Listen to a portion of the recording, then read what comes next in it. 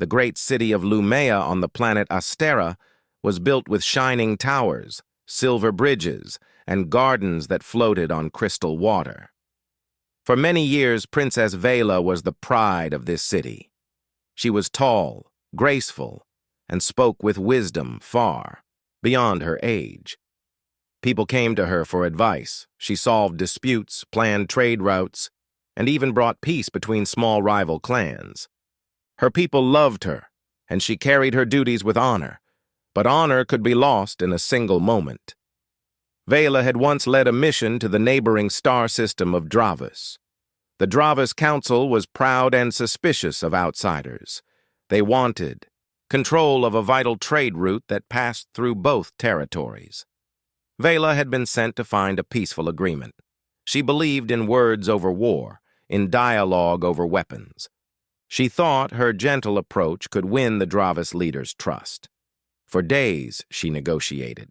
She shared meals with them, listened to their concerns, and tried to build a bridge of understanding. At last, it seemed they would agree to share the route. But on the night before the signing, a fleet of raiders attacked the Dravus trade outpost. The Dravus leaders believed the attack was secretly ordered by Astera. They saw it as a betrayal. And the fragile trust Vela had built shattered instantly. No matter how much she protested, no matter how many times she swore her innocence, they would not believe her. She returned home in shame. Her own council, under pressure from angry voices, declared her responsible for the failure. They said she had been too naive, too trusting, and too weak to defend Astera's honor. Her royal title was stripped. Her home in the palace was taken away. She was given only a small travel bag and enough credits for a single trip out of the city. Guards escorted her to the spaceport. No farewell, no comfort. The Princess of Astera was gone. The days that followed blurred together. She boarded a passenger freighter heading to the edge of the galaxy. She didn't care where she went, only that it was far from Astera. The freighter was crowded, noisy, and smelled of oil and old metal. She sat alone in her seat, staring at the stars, wondering how everything had gone so wrong. When the freighter docked at a busy trade station named Vorn's Rest, Vela stepped into a world of chaos. Merchants shouted over each other, selling strange fruits, weapons, and fabrics. The air was thick with the scent of fuel and alien spices. Rusty droids rolled along the floor carrying boxes for impatient customers. Starship crews moved with purpose, heading to their next destination. Vela had no next destination. She wandered the station's dim walkways, her travel bag growing heavier with each step.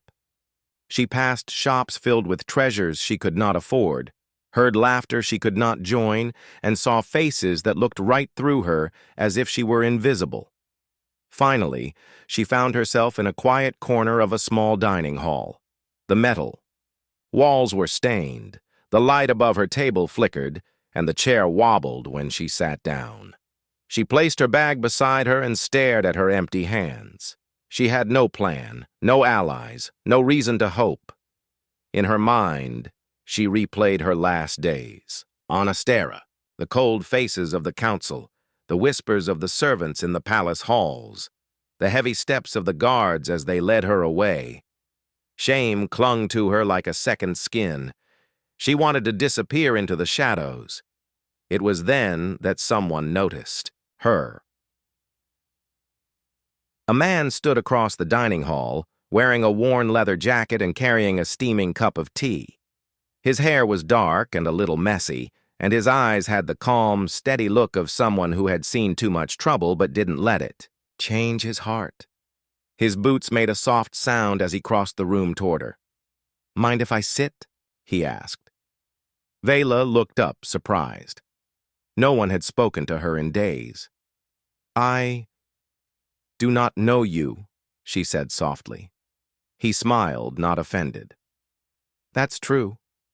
But you look like someone who hasn't had a warm drink in a while.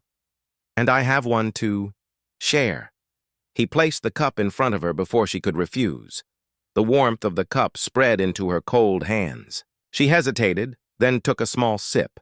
It was sweet and calming, with a hint of something floral. She had not tasted anything so kind in a long time. "My name's Daniel," he said, sitting across from her. "I run cargo runs between stations. Small ship, small crew. But we get by." Vela studied him. "Why speak to me? There are many others here." "Because you look like you're trying very hard to disappear," Daniel replied.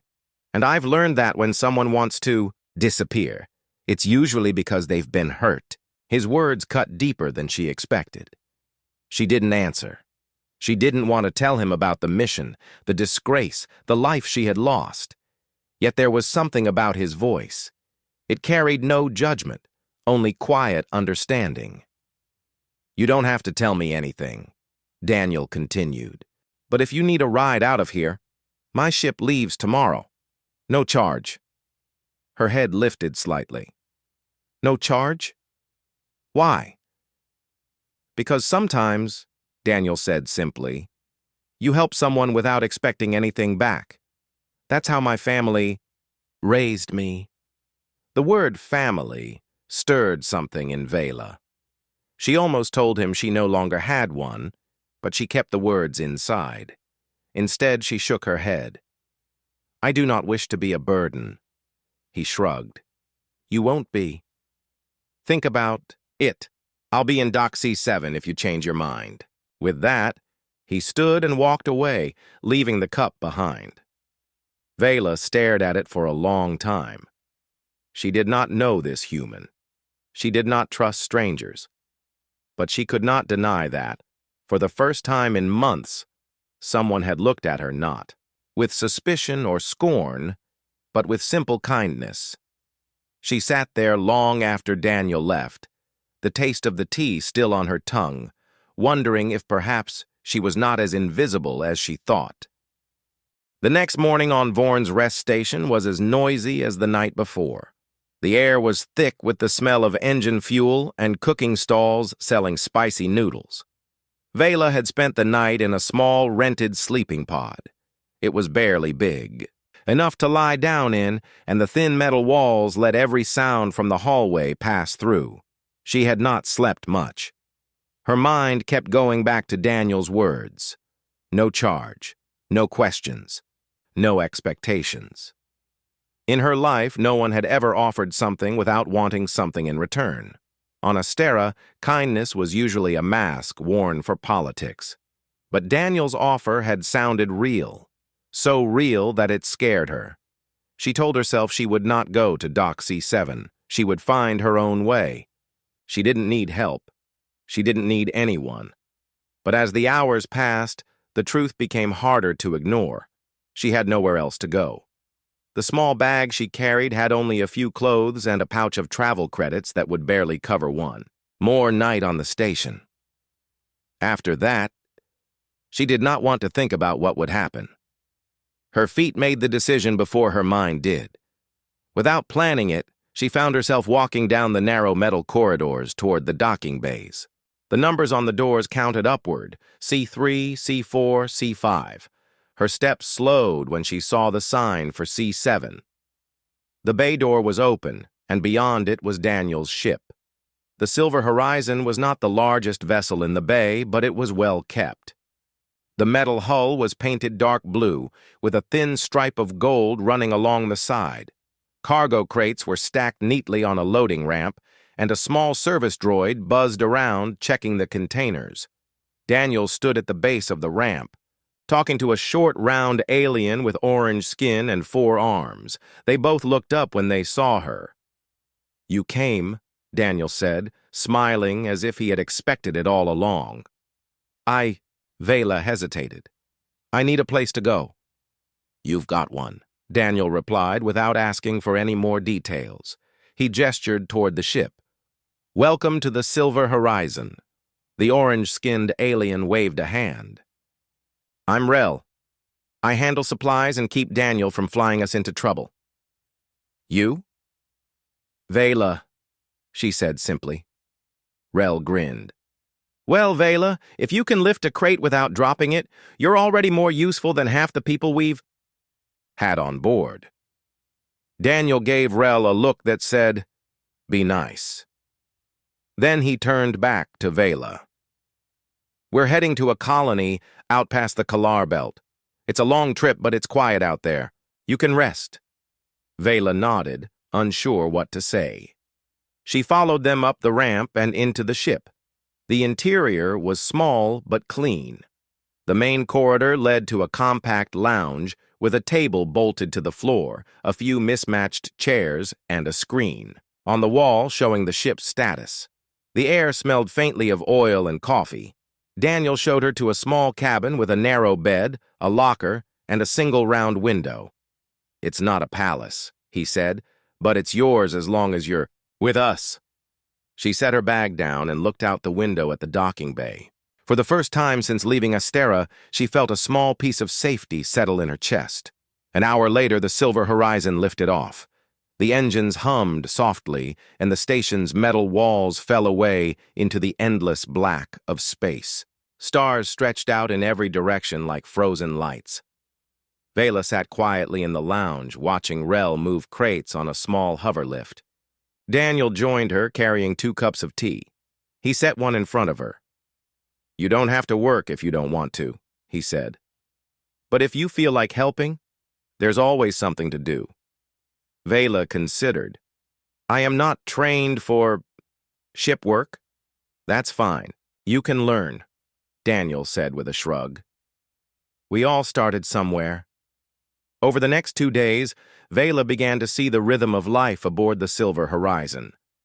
The crew was small, just Daniel, Rel, and a quiet engineer named Marin who spent most of her time in the engine room. They moved cargo from one world to another, trading supplies for credits. Vela offered to help with small tasks. She learned how to check cargo seals, read basic navigation maps, and prepare simple meals in the ship's galley. Each time she made a mistake, she expected someone to yell at her. But instead, Daniel would calmly show her how to do it right. Rel teased her sometimes, but always with a grin, never with cruelty. One evening, as the ship drifted in calm space, Daniel found her sitting near the window in the lounge. She was staring at a distant nebula, its colors swirling like a slow-moving ocean. "Beautiful, isn't it?" Daniel said, sitting down beside her. "Yes," Vela said quietly. "I have seen many skies, but never one like this." Daniel studied her face for a moment. "You still don't trust me, do you?" She looked down. "Trust is difficult. I have learned that it can be broken easily." He nodded as if he understood perfectly. "Fair enough. I'm not asking you to trust me right away. Just give it time." There was a silence between them, but it wasn't uncomfortable. Outside the window, the nebula drifted on, slow and peaceful. On the 5th day of the trip, trouble found them. A flashing red light filled the lounge, and Marin's voice came over the intercom. "Daniel, we've got a problem. Ship ahead blocking our path." Daniel was on his feet in seconds. Vela followed him to the cockpit. Through the front window, she saw a small but heavily armed vessel drifting in space. Its dark hull carried no markings, never a good sign.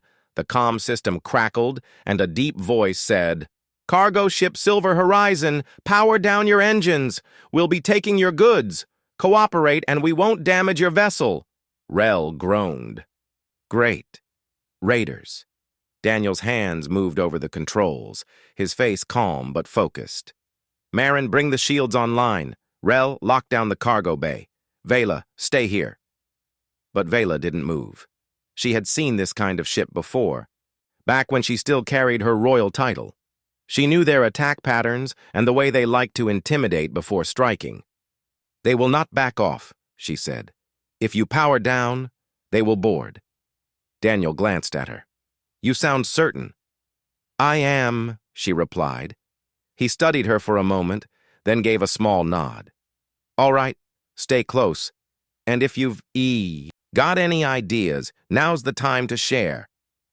For the first time since meeting Daniel, Vela felt a flicker of the leader she used to be awaken inside her. The silver horizon floated in the dark void, its engines humming softly. The raider ship ahead drifted in a predatory stance, blocking their path. Vela could feel the tension in the air, every creak of the hull, every flicker on the control. Screens seemed louder than usual. Daniel's hands moved steadily over the controls, but his eyes were sharp and alert. Rel stood near the cockpit door, muttering to himself while checking the ship's cargo list. Marin's voice came through the comm again, low and firm. "Shields at full power. Engines ready if we need to run." The raider's voice returned, over the comm.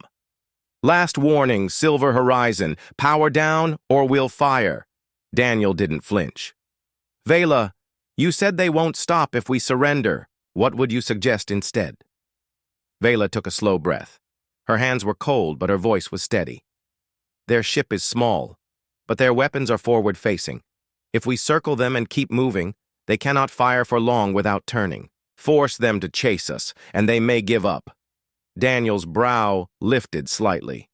"Not bad." He tapped the console, setting a course to sweep around the raider at high speed.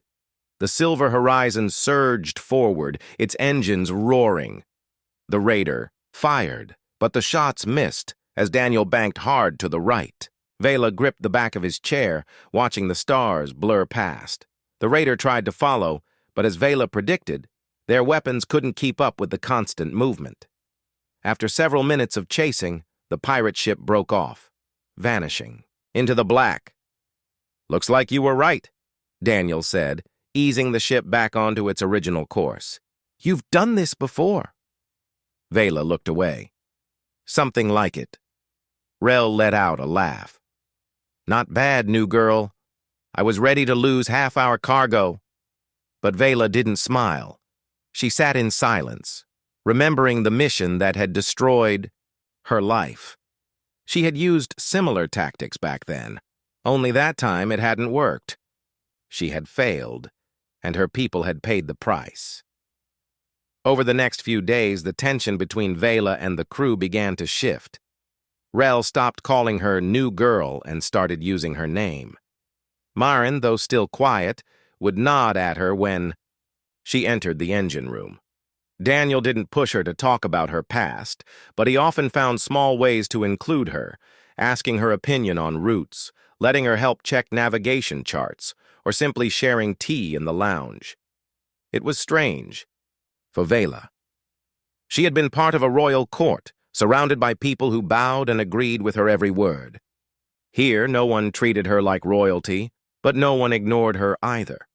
It was different, and part of her liked it. One evening, Daniel asked her to help with a cargo drop on a small mining station.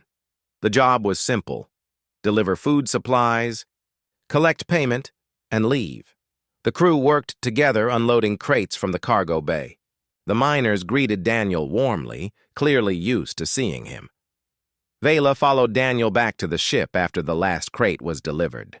As they climbed the ramp, Daniel suddenly stopped and looked at her with a serious expression. "You've been helping a lot," he said. "I want you to know, you're part of this crew now. If you ever need anything, you can come to me." She didn't know how to respond. "Why tell me this?" "Because I can see you're used to being left behind," Daniel said quietly. "That's not how we work here." His words hit her harder than she expected. She wanted to say, "I don't deserve that," but the truth was, a small part of her wanted to believe him. The next morning, disaster struck. The Silver Horizon had just left the mining station when an alert flashed on the cockpit screen. One of the cargo crates had shifted during the flight and was leaking coolant. Marin said it needed to be fixed immediately, or the coolant could damage other supplies. Daniel and Rel were busy at the controls, so Vela volunteered to help in the cargo bay. She found the crate and began checking the seals, following Marin's instructions over the comm. She was careful, very careful, but the crate was heavy. As she tried to adjust it, her grip slipped, and the crate tipped over, spilling some of its contents. The coolant hissed as it hit the metal floor. The emergency. Alarm sounded. Marin rushed in, shutting off the leak before it spread further. Vela stood frozen.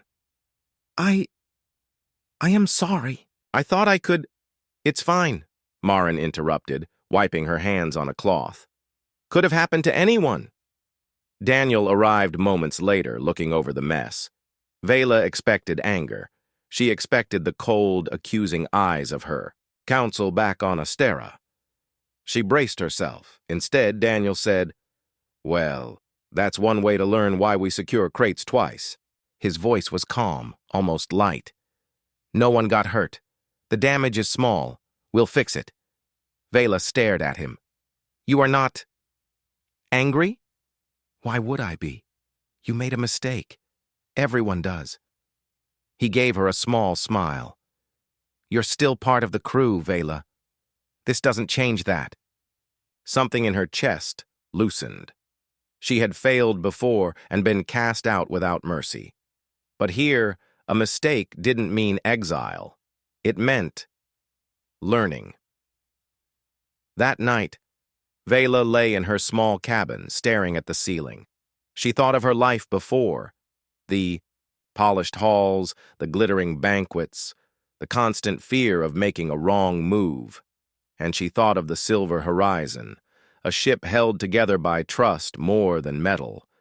Maybe she didn't understand Daniel's kindness yet. Maybe she didn't know why he cared.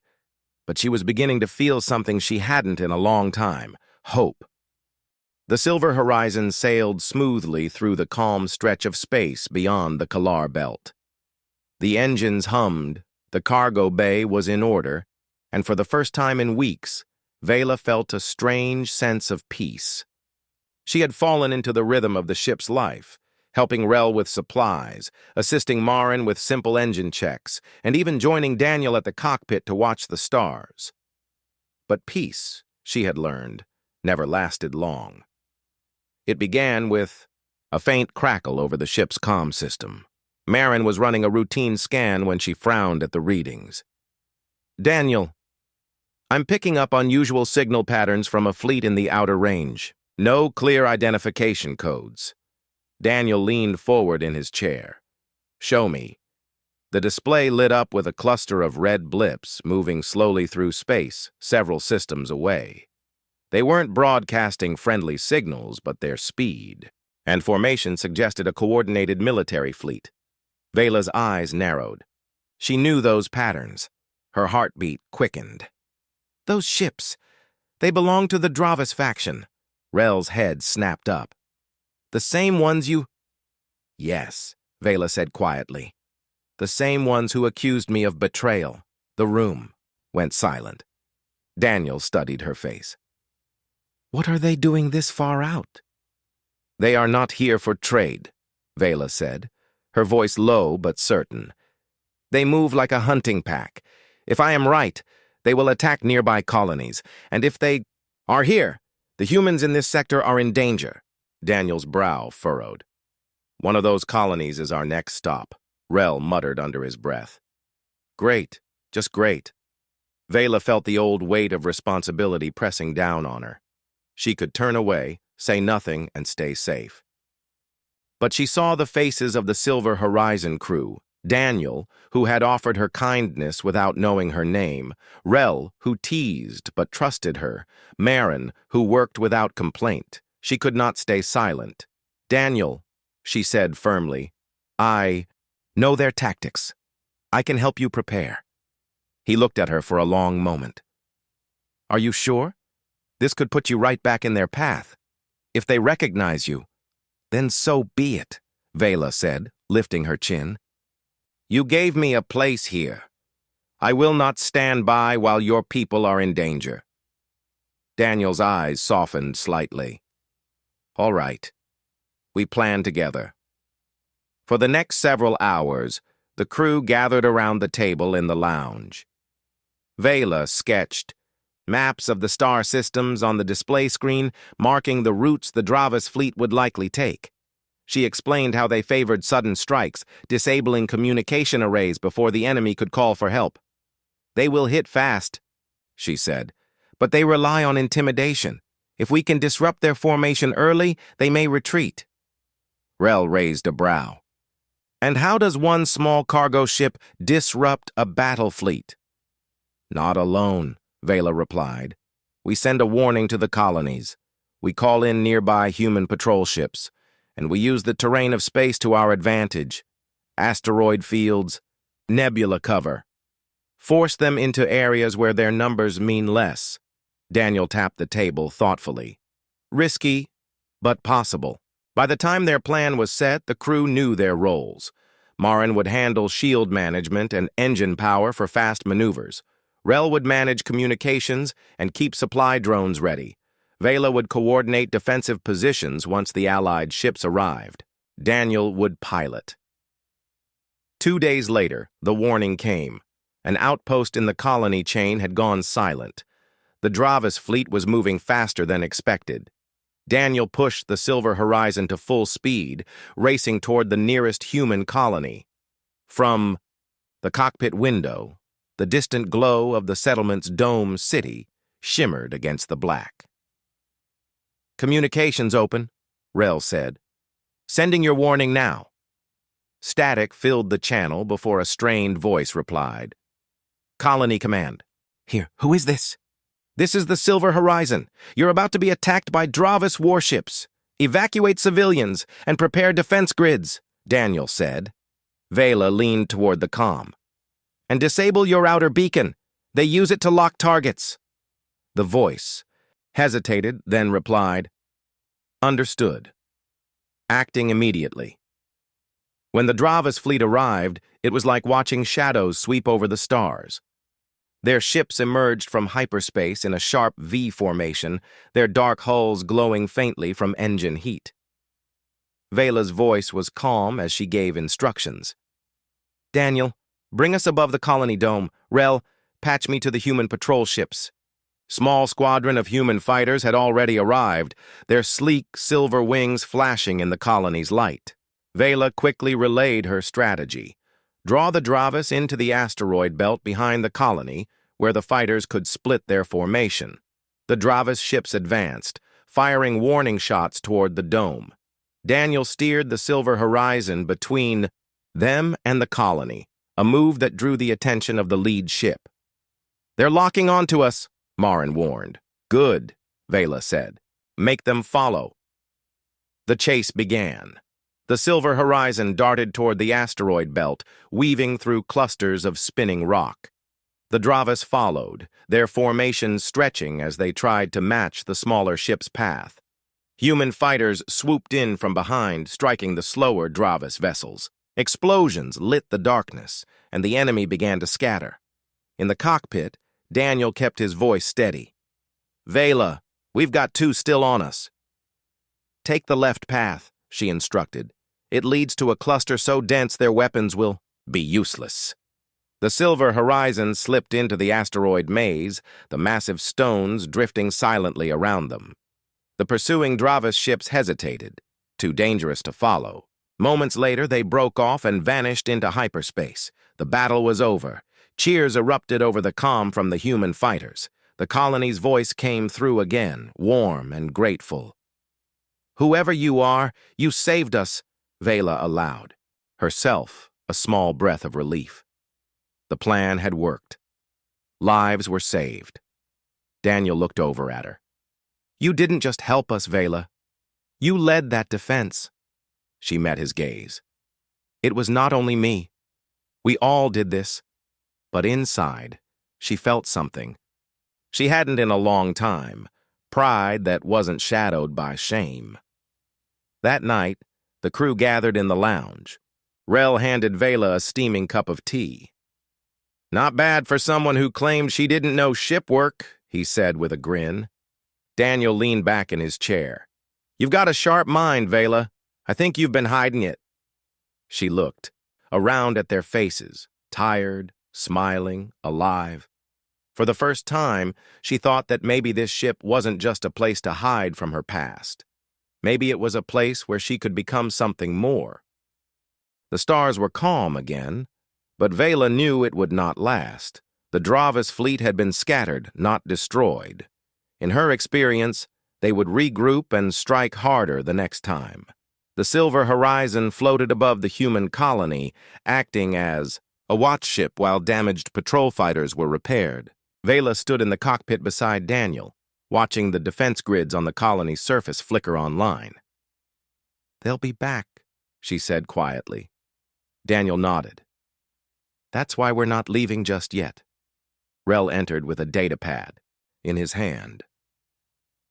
"Our new friends in the colony say Dravis communications have been intercepted. Sounds like a larger force is gathering in the outer system.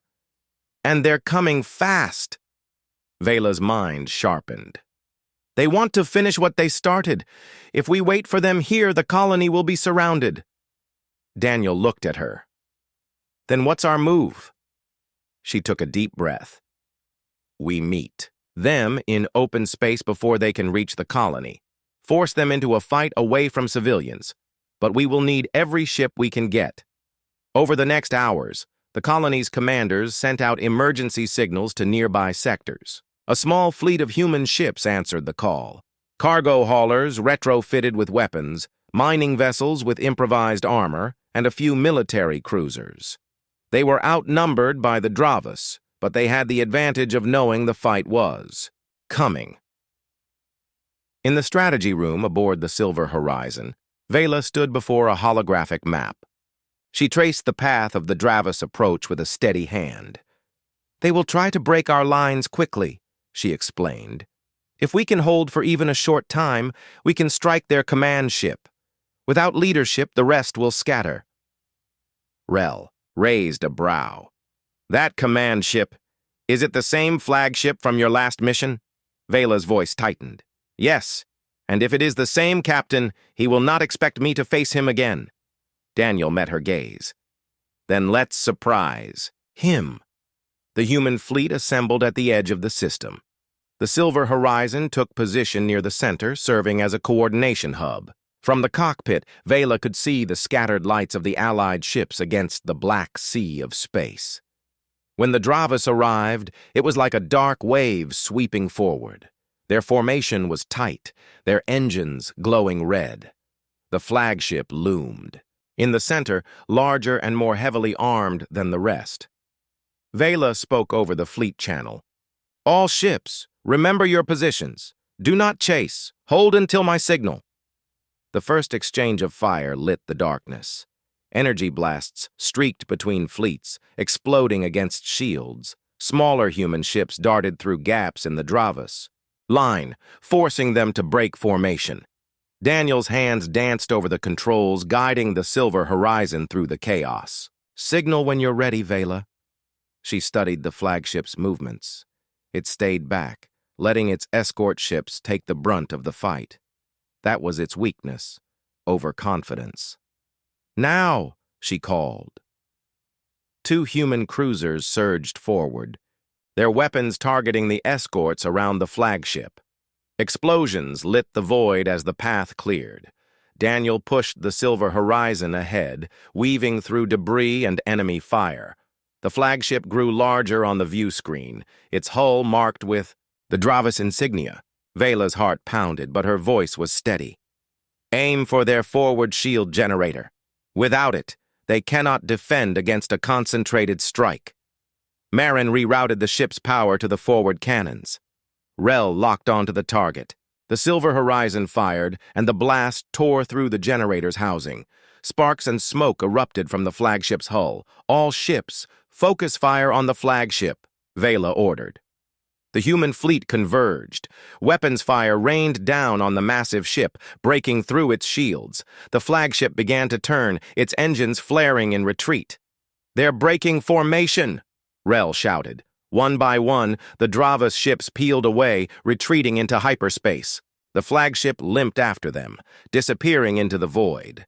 The comm channels erupted with cheers. "They're gone," one of the colony commanders shouted. "The system is safe." But Vela did not cheer. She sat back in her chair, breathing slowly. This was the first time since her disgrace that she had faced the Dravas and won. She felt the weight of her past begin to lift. not because she had erased it, but because she had finally done something to make it right. Daniel glanced over at her. "You just led a fleet to victory. How does it feel?" She allowed herself a small smile. "It feels like I can breathe again." Later, in the quiet of the lounge, the crew of the Silver Horizon gathered. Rel placed a mug of tea in front of Vela. "Not bad for someone who said she didn't want to be here." Marin gave her a rare smile. "You saved lives today. That matters." Vela looked at them, feeling something deep inside her settle into place. For so long, she had carried the belief that she was unworthy of trust, that she had no home. But here, with these people, she had found both. Daniel raised his cup. "To Vela, who reminded us all that family isn't just the people you're born with.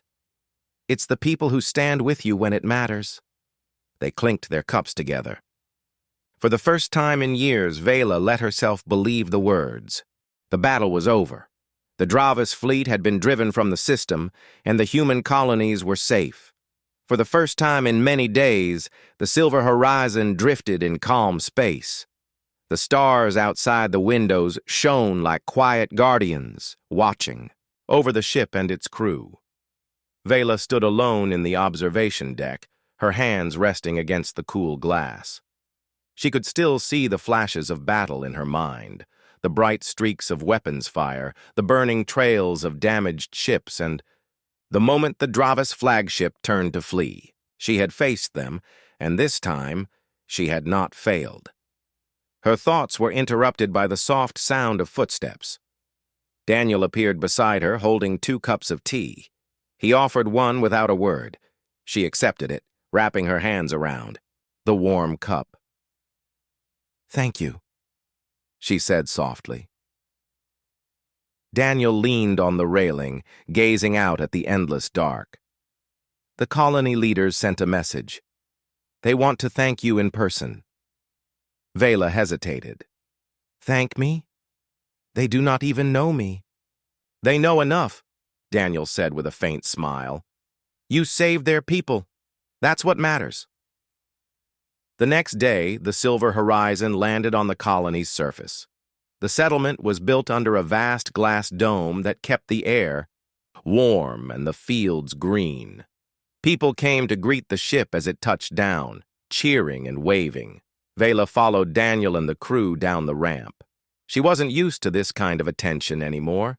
The sound of applause felt strange after years of silence. The colony's governor, an older human with kind eyes, stepped forward. "Vela of Astera," he said warmly. "It's an honor. Your leadership saved us all. We've heard of your past, but we judge you by your actions now. And today, you are a hero." The words struck her like sunlight after a long winter. She bowed her head, unsure what to say. Later, a formal message arrived from Astera itself. The council had learned of her role in the victory. In the message, the new High Chancellor spoke. "Princess Vela, the council recognizes that your past exile was a mistake. We offer to restore your title, your home, and your position among our people.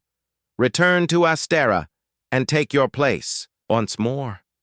Vela stared at the message for a long time. This was what she had once dreamed of, her honor restored, her name cleared. But now, the thought of returning to the palace halls felt hollow. Daniel noticed her silence. "That's a big decision," he said gently. "It is," Vela admitted. "But the life I left behind, it no longer feels like mine. I thought I wanted to go back. Now I am not sure." That evening, the crew gathered in the lounge. Rel was fixing a tray of food while Marin tinkered with a small engine part at the table. Daniel sat across from Vela, watching her with patient eyes. "So," Rel said, glancing up, "are we going to have to start calling you Your Highness again?" Vela gave a small smile. "No, I have made my choice." The room went quiet, waiting for her to continue. "I will not return to Astera. she said firmly. "The palace is not my home anymore. My place is here, on this ship, with all of you." Daniel's smile deepened, though he tried to hide it. "You're sure? Life here isn't easy." "I am sure," Vela replied. "But it is real. And here, I am not just a title. I am family." The decision felt right, and in the days that followed, Vela settled fully into her new life aboard the Silver Horizon. She took on more responsibilities, learning advanced navigation from Daniel, assisting Rel with trade negotiations, and even helping Marin maintain the engines. In return, the crew treated her not as a guest, but as one of their own. Rel still teased her, Marin still worked in comfortable silence, and Daniel still shared tea with her every evening. For Vela, these small things meant more than any throne ever could. Weeks later, the Silver Horizon set off on a new journey. Their next mission was a long-range cargo run to a distant system, passing through unexplored space. As the ship glided away from the colony, Vela stood beside Daniel in the cockpit, watching the stars slide past. "Do you ever think about what's ahead?" she asked. "All the time," Daniel said. "But I try not to worry about it too much. As long as we've got each other, we'll figure it out." She looked at him, her expression soft. "That is something I am still learning, that I do not have to face everything alone." Daniel chuckled. "Well, that's what family's for." That night, Vela walked to the observation deck. The stars stretched out in every direction, endless and beautiful. She remembered the first time she had stood here, feeling lost and ready to disappear. She had thought she had no future, but now she saw things differently. The future was not a single road leading back to the past. It was open space, full of unknown stars, and she was free to choose where to go. She heard the door slide open and turned to see Daniel. He stepped up beside her, holding 2 cups of tea. "Welcome home, sis," he said with a quiet smile, handing her one. The words warmed her more than the tea. Vela looked out at the stars once more, her heart steady and her spirit light. She had been lost, shamed, and without hope. But now she had a family, and that was worth more than any crown.